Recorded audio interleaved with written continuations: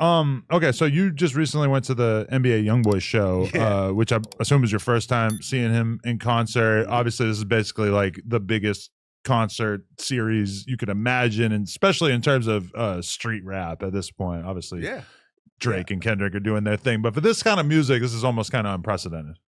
Yeah, shout out to Academics. Yeah, he was the one that that brought me back there, and yeah, man, it was his team is dope. Shout out to Fee. Lil Tim was there. Okay, I got to meet Lil Tim for the first time. Because in person, you had interviewed him remotely. Got it. It was remote. I didn't want to fly down to Savannah again for that particular interview. That's one that we turned down, given how much heat we took for interviewing one of Pop Smoke's killers, which is a very different scenario. But at that point, it felt like I don't really need to go through another round of this. Well,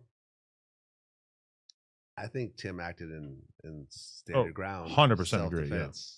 It was if Tim had robbed King Von and killed him in the process, it would have been I would have looked at it a little bit differently, but this was a self-defense situation. He was protecting his friend. They're outnumbered at a nightclub. They're outnumbered. The guy jumped on him. This guy is a self-professed serial killer.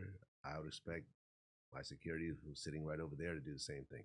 It's unfortunate, but it's self-defense. You didn't actually? I didn't really get a lot of. I don't think I'll be hanging out around Dirk's people like that. But then again, I heard Dirk is cool also with me because I interviewed his lawyer. Right. Drew Finling had to get the okay from Dirk to do that interview. Right. And we did the interview. So I think that the pushback you got, I mean, I don't really have a problem with what you did. Right. Me personally. And I've said this publicly before, but I understand how everyone wants to be outraged and everyone wants to be mad at the news outlet for giving the person a platform, but they do want to hear the story. Yeah. Whatever happened to him? I feel like he sort of faded away after that. I never saw anything really with him after that. I heard he got locked up again after that. He got locked up again? Yeah. Really? For what? I can't remember what it was for. I think he'd be out in like a year or so. Or he might have got out, but he's been laying low. He seemed like he wasn't 100% there to begin with, though. He seemed like he was just a child, drugged out. I think he was off perks. That's what I'm saying. Yeah, he seemed like he was drugged out. I think it really stands out to me too that there's like New York and LA have some pretty intense cultural differences, and as much as we're all Americans, and as much as there's no explicit beef between the coasts, I do think that some people in New York just like kind of have a hard time understanding what LA is like and understanding that kid, Blockstar, that he's basically a celebrity in LA at this point, regardless of how he got there. And in LA, the gang culture is such that this kid was going to be a huge interest, and he was going to appear on some platform, right, regardless, one way or another. And I think to like, I was offered the interview. Right. And I think to a lot of New Yorkers, they just don't understand being a young kid from Hoover who catches a famous body is enough to basically elevate you to the status of being a minor celebrity in the LA street world. And, I did the interview regardless of the fact that I had judgments about him. And I think that there's nothing wrong with interviewing people who've done horrible things. I interviewed one of the guys that was involved in the murder of Michael Jordan's father. Yeah. I mean, I didn't know Plug back in the day, right? Me and Charlamagne had a falling out over that interview, which we ultimately fixed. But look, at the end of the day, not everyone could pull this off. Like to sit down with someone and seriously talk to them about a horrific event and get them to open up and do it in a way that is still respectful. It's not easy, man. It's not easy, but I feel that these types of interviews are important in the grand scheme of things. At the end of the day, that interview is part of Pop Smoke's story.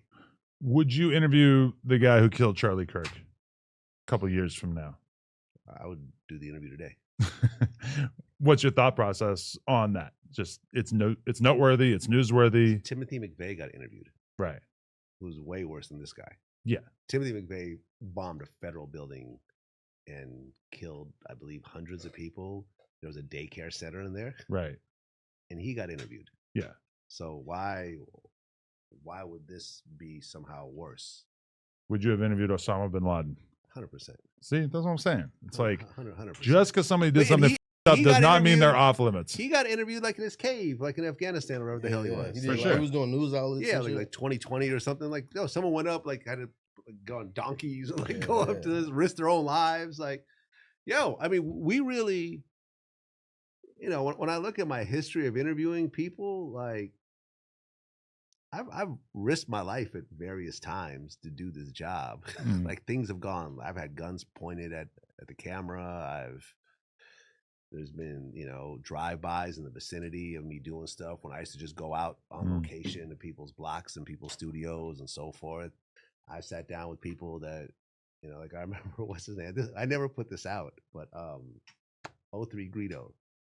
I did his last interview before he got locked up, right? And he was on edge. He was about to do like 20 years or something. Right? Ended up being 5, but yeah, we all thought it was gonna be 20. Yeah, it was gonna be some heinous amount. And I'd mentioned someone's name. It was someone that he didn't get along with. And he said, "I don't want to talk about him." And I was trying to tell him that I just interviewed him. He spoke nicely about him to try to somehow de-escalate this. And Greedo snapped.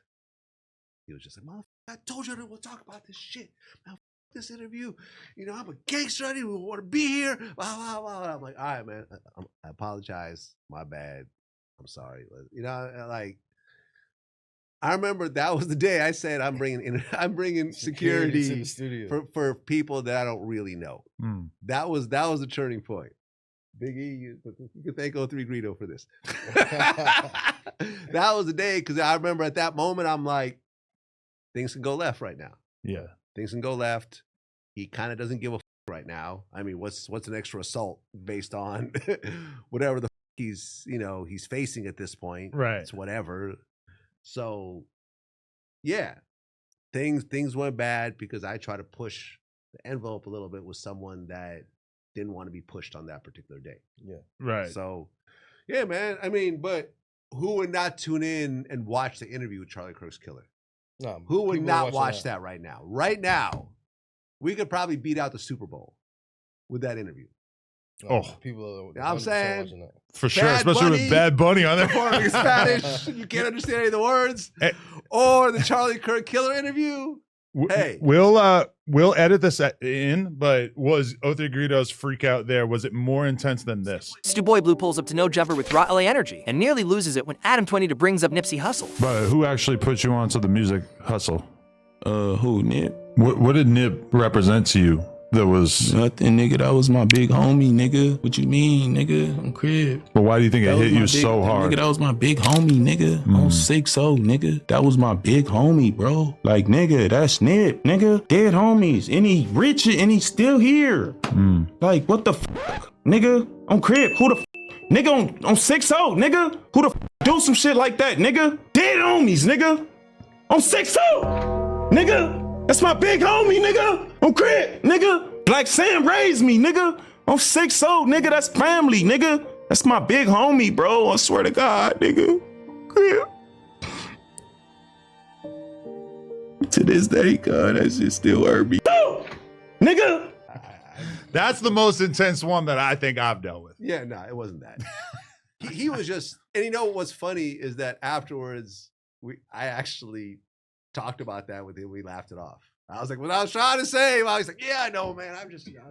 I'm going through it right now. You know, we literally laughed it off afterwards. So it didn't end badly, and we kept going with the interview, right? But yeah, shit happens. It is what it is. If you're trying to create the highest level content, and I feel like I feel like I'm still competing. Right, I don't feel like I'm just like, yeah, you know what the young boys doing, and I'm chilling, I'm just doing occasionally. Like, nah, like I'm still trying to hit home runs with what I do. So yeah, Charlie Kirk's killer. If you're listening, you can't pull up because you are currently locked up, but tap in maybe. I'll have to go to you. I doubt they'll let me bring the cameras. The world would be better off if there was a 3-hour Adolf Hitler interview.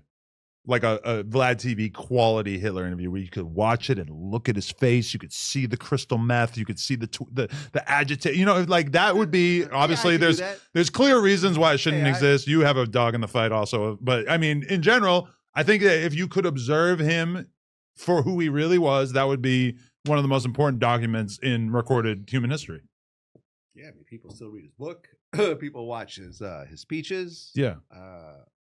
Yeah, I mean, I don't understand the need to try to hide certain things. Shout out to Everything 420. It's like the Amazon for everything that you need to get lifted. Whatever your vibe is, their app makes it super easy for you to shop for your next sesh. Shipping is fast, the packaging is super low key, and they're always running deals. Tap into the app and use code NOJUMPER to get a little something off. Shout out to Everything 420.